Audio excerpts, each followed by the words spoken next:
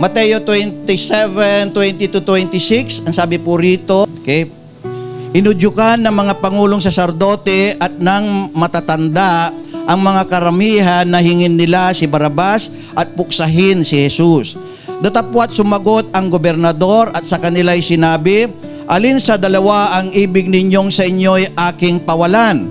At sinabi nila, si Barrabas. Sinabi sa kanila ni Pilato, anong gagawin kay Jesus na tinatawag na Kristo? Sinabi nilang lahat, mapako siya sa krus. At sinabi niya, bakit? Anong mas kasamaan ang kanyang ginawa? Datapwat sila'y lalong nangagsigawan na nangagsasabi, mapako siya sa krus. Kaya't nang makita ni Pilato na wala siyang magawa, kundi bagkus pangang lumalala ang kaguluhan, siya'y kumuha ng tubig at naghugas ng kanyang mga kamay sa harap ng karamihan at sinasabi, wala akong kasalanan sa dugo nitong matuwid na tao. Kayo ang bahala niyan. Verse 25, at sumagot ang buong bayan na nagsabi, mapasa amin ang kanyang dugo at sa aming mga anak. Nang magkagayoy, pinawalan niya sa kanila si Barrabas, ngunit si Jesus ay hinampas at ibinigay upang mapako sa krus. Okay? Basbasan ng Diyos ang kanyang salita. Pwede na po tayo pong umupo. Amen. So dito po ang attention po lahat. Isang bagay na binigay po sa atin ng Panginoon ay iyong free will na tinatawag. Nung likhain po ng tao, nung likhain po ng Diyos ang tao, binigyan po siya ng karapatan na pumili ng kanyang gusto at hindi niya gusto. Okay? Hindi po ito pinapakialaman po ng Diyos kasi ang gusto ng Diyos, purihin siya, sambahin siya at paglingkuran siya na nagmumula po sa ating pong puso. Ayaw po kasi po ng Diyos, ayaw po ng Diyos ng pilitan. Okay? Ayaw po ng Diyos ng pilitan. Kaya po, sa Biblia ay napakaraming naitalang kwento po ng pagpipili o maling pagpipili. Sa pang-araw-araw po natin pong buhay, tayo po ay pumipili. Paggising mo pa lamang sa umaga, pumipili ka na. Ano ba, mananalangin ba ako?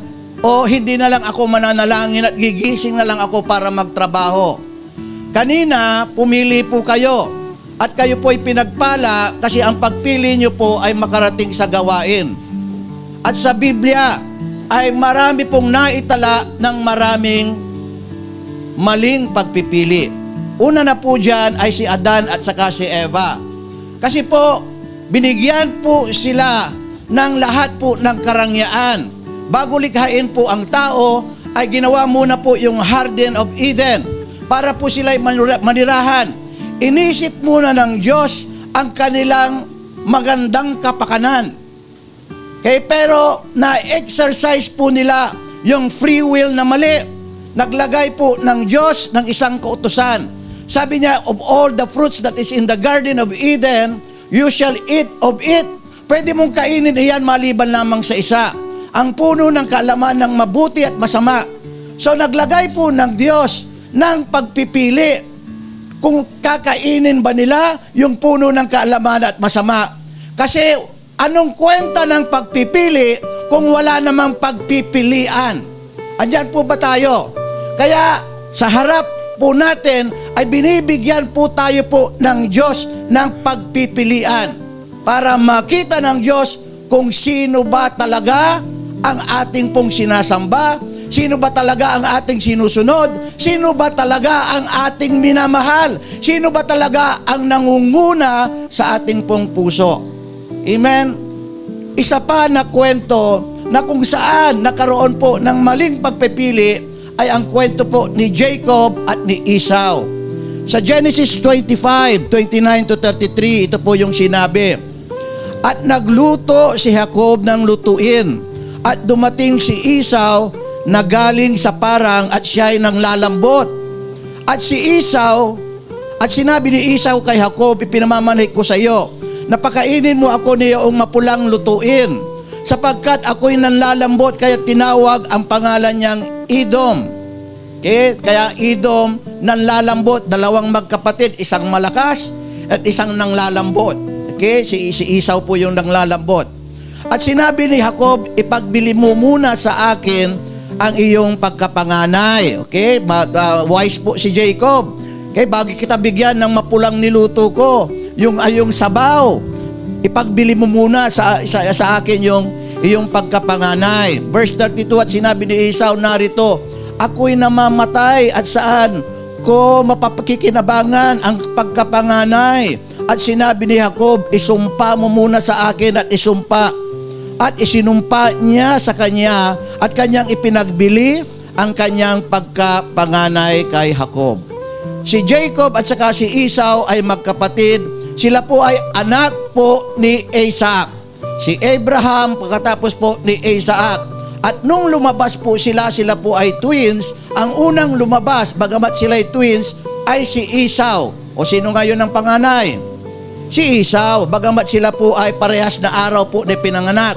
So lumabas po si Esau at nasa kanya yung pribilehyo ng pagkapanganay. Mamaya sasabihin ko po sa inyo. Ngunit ito pong si Esau, ipinagbili niya yung kanyang pagkapanganay dahil lang sa isang sabaw, sa isang lutong mapula. Kasi sabi po ni Abraham o Isaac, nung matanda na siya, sabi niya kay Esau, ipagluto mo ako ng isang tupa. Kaya na yung gagawin niyang broth, isang sabaw. Ngunit si Rebecca, na asawa niya ay favorite po si Jacob. Kaya nagkutsabahan po yung dalawa. Balbon po si Esau at si Jacob naman ay hindi po balbon. Kaya nag-disguise po ngayon si Jacob para makuha po yung basbas po ni Isaac. Pero bago niyan, talaga namang itong si Esau, ipinagbili niya ang kanyang pagkapanganay. So ano ba ang nawala kay Esau nang ipagbili ang pagkapanganay? Number 1, nawala kay Esau ang pangako ng Diyos na nakalaan lamang sa panganay. Kasi sa panganay, ang sabi doon, I will bless your generation.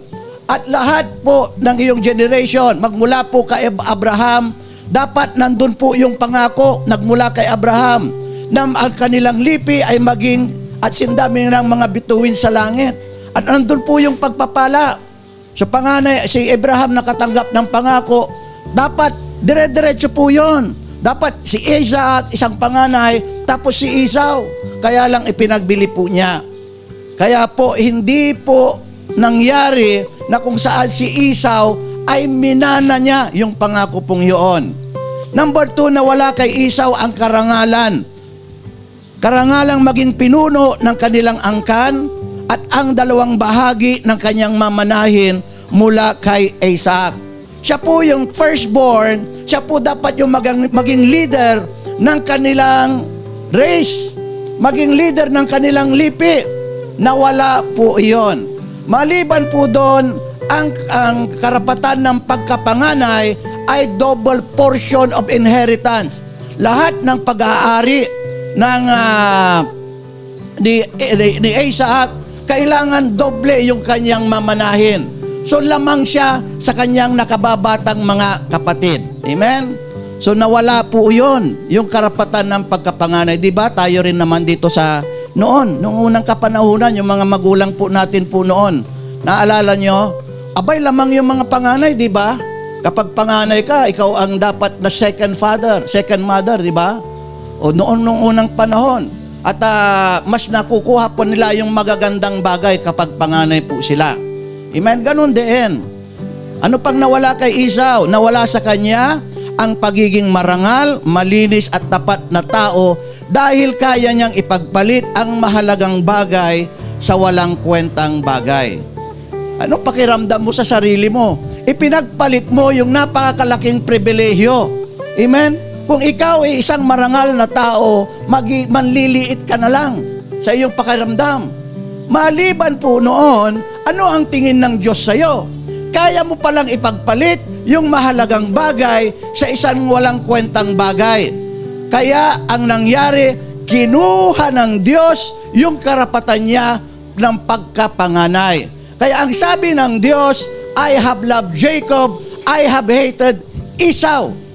Kaya ayaw ng Diyos na tayo, kaya po natin ipagpalit ang walang kwentang bagay, ang mahalagang bagay sa walang kwentang bagay. Amen? Andiyan pa po ba tayo? Dapat marunong po tayong pumili kung ano ang higit na mahalaga kaysa naman sa mga maliliit na mahalaga. Sa kwento ng pagpili kay Barrabas, bago ipahagupit ang Panginoong Jesucristo at ipako sa krus, ay may pagkakataon pa sanang palayain ni Pilato si Jesus. Pero pinili ng mga tao si Barrabas kaysa kay Jesus. Bakit? Sino ba si Barrabas? Amen?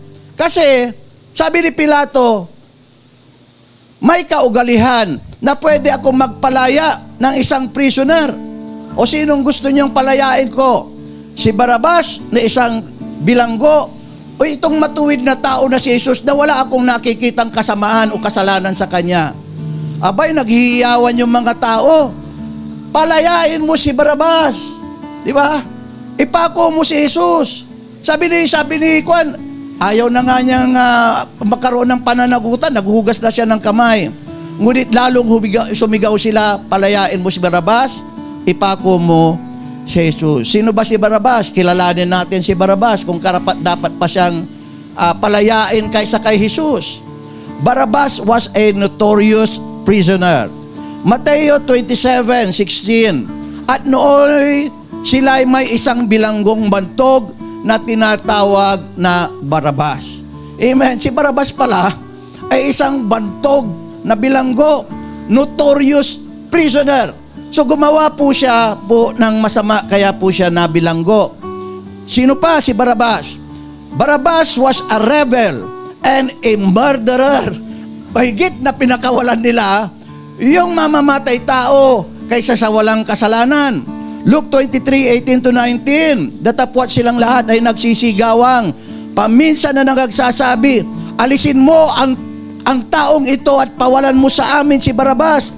Isa na bilanggo dahil sa isang paghihimagsik na ginawa sa bayan at sa pagpatay. Amen. He was a rebel and a murderer. At maging hanggang sa kapanahunan natin ngayon, sa totoo lang, tayo pong mga Kristiyano, baka po hindi po tayo po aware. Kaya nga, wala yung iba rito kasi nagkaroon po sila ng maling pagpipiri. Kapag nagkakaroon po tayo ng congregation, okay? Sabi ng Biblia kasi, remember to keep the Holy Sabbath Day. Ang meaning po ng Sabbath ay to stop and to dedicate that day for our Lord Jesus Christ. Kaya ang gobyerno ay naglagay po ng isang araw na pahinga. Sa Qatar, nandun po kami sa Middle East, Friday ang araw po na pahinga. Sa Israel, ay Saturday ang araw na pahinga. Dito sa atin, ang binigay po ng gobyerno kasi ang private companies ay may pagkakataon na magtrabaho sila ng Saturday, Sunday po ang ibinigay po sa atin ng araw na pahinga ng gobyerno. Pero yung iba, bakit hindi nila na-exercise po yung Sabat? Amen? Ang Sabat ay pagtitipon po ng congregation para purihin po ang Diyos. At naipagpapalit yung pagpupuri kay Jesus doon sa walang kwentang bagay. Pwede kayong magbigay ng walang kwentang bagay? Ano sa tingin mo? Saan naroon sila ngayon, sister? Nakabakasyon, nasa beach siguro, ano? Oh, nasa beach sila siguro ngayon. Amen? Pwede naman pagkatapos ng gawain. Amen? Dapat wise po tayo lagi. Higit na mas importante si Jesus Christ kaysa sa anumang bagay. Ibig sabihin, yung mga tao po noon na sumigaw na parawalan si Barrabas at si Jesus Christ ay ipako, pinili nila ang may paghimagsik at mamamatay tao kaysa taong punong-puno ng pag-ibig, may dalisay na puso ay hindi nagkasala kailanman. Pinili nila ang walang kwentang bagay kapalit ng sanay kanilang kaligtasan ng dahil lang sa inggit kay Hesukristo. Dahil po kasi sa inggit, grabe po itong inggit po na ito, wag nating papasukin. Nakakamatay po itong inggit po na ito. Dahil lang sa inggit ng mga Hudyo, yung mga Pariseo, kaya ipinapatay si Jesus. Sa Mateo 27:16-18, ito po yung sinabi. And they had then a notable prisoner called Barabbas. Therefore, when they were gathered together, Pilate said unto them, Whom will ye that I release unto you? Barabbas or Jesus, which is called Christ? Verse 18, For he knew that for envy they had delivered Jesus Christ. For Pilate knew that by envy, dahil sa inggit, kaya dinala nila si Jesucristo sa kanyang harapan. Nakakamatay ang inggit. Amen. Galit na galit sila kay Jesus Christ. Bakit ba naiinggit sila kay Jesus Christ? Kasi mayroon silang bagay na wala. Mayroon si Jesus Christ na mayroon sa kanya at wala po sa mga Pharisees, wala po sa mga saserdote, wala po sa mga iskriba, kaya naiinggit po sila kay Jesus Christ. Mayroon isang bagay, yung kapangyarihan ng Panginoon na galing po sa Diyos, na kapag siya po ay nagpapagaling, ang lumpo na ipinanganak ay nakakalakad, ang bulag na ipinanganak ay nakakakita, yung mismong patay ay nabubuhay, wala sa kanila yon. At ang mga tao ay sumusunod kay Jesus Christ ng higit sa kanila. Kaya galit na galit sila kasi may inggit po sa kanila. Yan pong inggit po na yan ay works of the evil one. Yan po ay gawa po ng diablo. Kaya nga, dahil sa kanilang inggit, ipinapatay nila kay Jesus Christ. Pinapatay nila si Jesus Christ. Malinaw po ba? Diretso po tayo. At maging hanggang sa ngayon, maraming Kristiyano ang nakuhulog sa kasalanan ng dahil sa inggit sa karangyaan at kalayawan na nakikita sa sanlibutan. At isa na nga diyan si Demas na kasakasama ni Apostol Pablo sa ministeryo. Nainggit po si Demas. Ang sabi po doon, Demas fell in love with this present word. Nainggit siya. Parang ang saya-saya ata. Magsayaw-sayaw sa disco. Amen. Naiinggit sila doon sa kalayawan. Pag mga lalaki, marami siguro silang mga babae. Naiinggit sila yung mga may asawa na, nagkakaroon pa ng maraming asawa, naiinggit sila. Parang ang sarap na pagbigyan yung layaw ng katawan. Amen. Naiinggit sila doon. Pero wag po tayo pong mainggit. Sabi po ng Biblia sa Psalms 137, wag po tayong mainggit po doon. Kasi po, yun ay pansamantala lamang. Amen?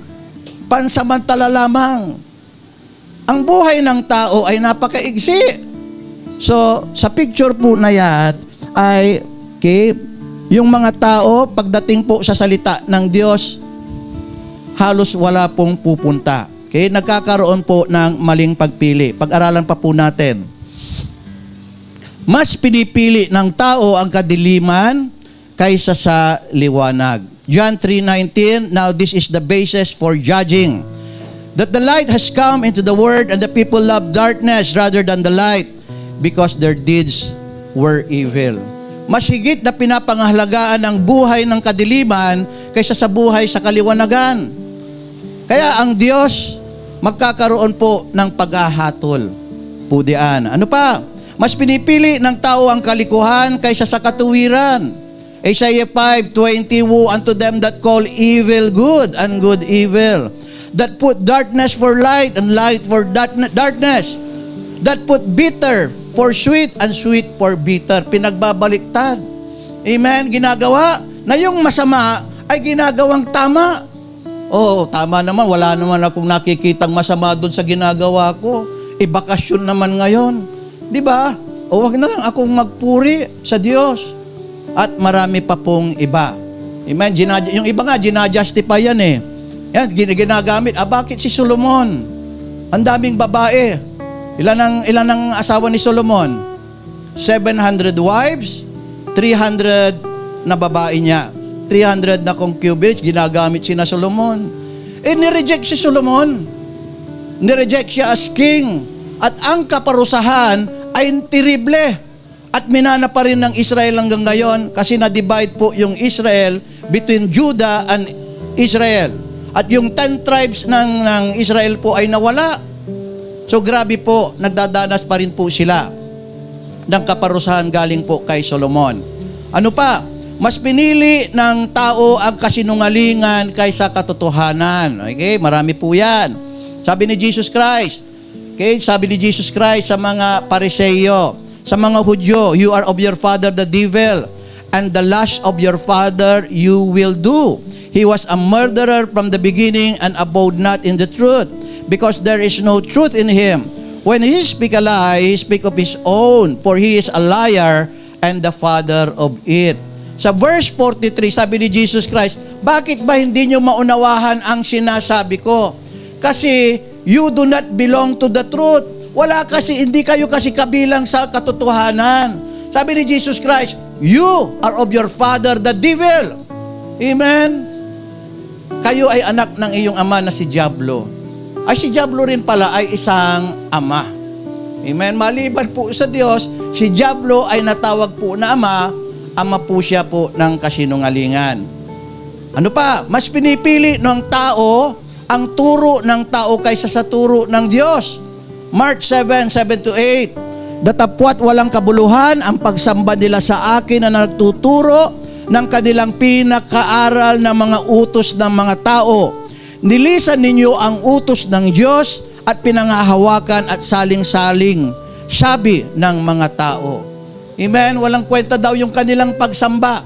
Sa verse 6, sabi po doon, you worship me with your words, but your heart is far away from me. Ginagawa nyo kasi yung katuruhan ng tao ay katuruhan ng Diyos. Sa verse 9, sinabi po doon, napakahusay ninyong magpawalang bisa sa katuruhan ng Diyos, masunod lamang ang inyong minanang turo. Amen? So napaka-importante na sa turo ng Panginoong Hesukristo po tayo. Sa turo ng Panginoong Hesus. Kasi ang turo ng Panginoong Hesus ay ang salita po ng Diyos. Huwag mo nang i-justify. Pag sinabi, huwag kang sumamba sa Diyos-Diyosan, huwag mo nang i-justify. Sabi nga, you shall not make. Dapat wala nga. Hindi ko naman pinupuri. Huwag mo nang i-justify. Amen? Kapag humarap po tayo sa Diyos, hindi po tayo pwedeng magrason po sa Diyos. Ano pa? Mas pinipili ng tao ang papuri mula sa tao kaysa papuri mula sa Diyos. Okay, si Pontius Pilate pa rin po ito. At sinabi sa kanila ni Pilato, bakit anong masamang kanyang ginawa?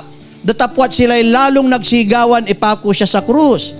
At sa pagkaibig ni Pilato na magbigay loob sa karamihan, ay pinawalan sa kanila si Barabas at binigay si Jesus. Pagkatapos siya'y mahampas niya upang siya'y ipako sa krus. So si Pilato ay pleaser of men. Siya po ay nandun yung pagkaibig niya sa karamihan. Kaysa pagkaibig niya sa papuri sa Diyos, higit niyang pinapangalagaan yung papuri po ng mga tao kasi po politiko. So wag na po kayong magtaka kapag politiko, religion niya lahat. Kapag politiko, kasi po pleasers of men ang mga politiko. Andiyan pa po ba tayo? Palakpakan po natin po ang Diyos. Amen. So ano pa? Gusto nyo pa? Mas pinipili ng tao ang kayamanang panglupa kaysa kayamanang panglangit. 1 Timothy 6:9-10. But the people who want to get rich keep toppling into temptations or keep falling into temptation and are trapped by many stupid and harmful desire that plunge them into destruction and ruin. For the love of money is the root of all kinds of evil. Some people in their eagerness to get rich have wandered away from faith and caused themselves a lot of pain. Dahil sa pagnanasa na yumaman, sila ay nahuhulog sa maraming klase po ng tukso at maraming klase po ng pasakit at sila po ay nalubog sa kapahamakan. Amen? Dahil sa pagnanasa na yumaman, sila'y naihiwalay sa pananampalataya at iniwan nila ang kanilang pagmamahal po sa Diyos. Dahil parang hadlang sa kanila ang magkaroon ng Kristo sa kanilang buhay. Parang hadlang. Ang Sunday ay hadlang. Ang pagpupuri sa Diyos ay hadlang. Ang pagsunod sa kanila sa Diyos ay hadlang. Amen? Kasi magiging straight sila pag sumunod sila sa Diyos. Ay hindi na sila pwedeng ma-involve sa graft and corruption. Amen? Magiging priority nila ang Diyos. Ang problema, ang yaman-yaman mo dito sa lupa, ni wala ka man lang impok sa langit. Ang problema, ang dami mong impok dito sa lupa, ni wala ka man lang impok sa langit, mamamatay tayo lahat. Pagdating sa langit, ano ang magiging kayamanan mo? Amen?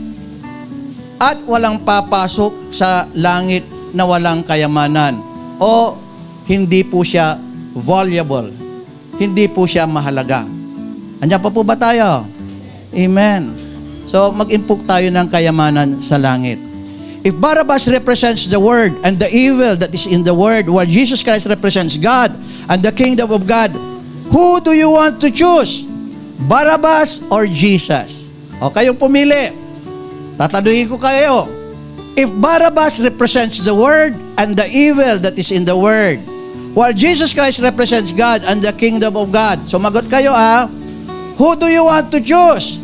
O parang ako si Poncio Pilato.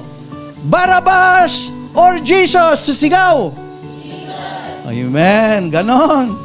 Kaya lang yung mga tao noon, sinigaw nila, Barabbas. Mas pinili nila ang kasalanan kaysa sa katuwiran. Okay. So, ang title natin, Always Choose Jesus. Palagi mong piliin si Jesus. Kung naroon ka sa kasalanan, sa kasalukuyan, sabihin mo sa sarili mo, Lord, ikaw ang gusto ko. Kasi ang kasalanan, pasisiyahin ka, ngunit dudurugin ka sa huli. Okay?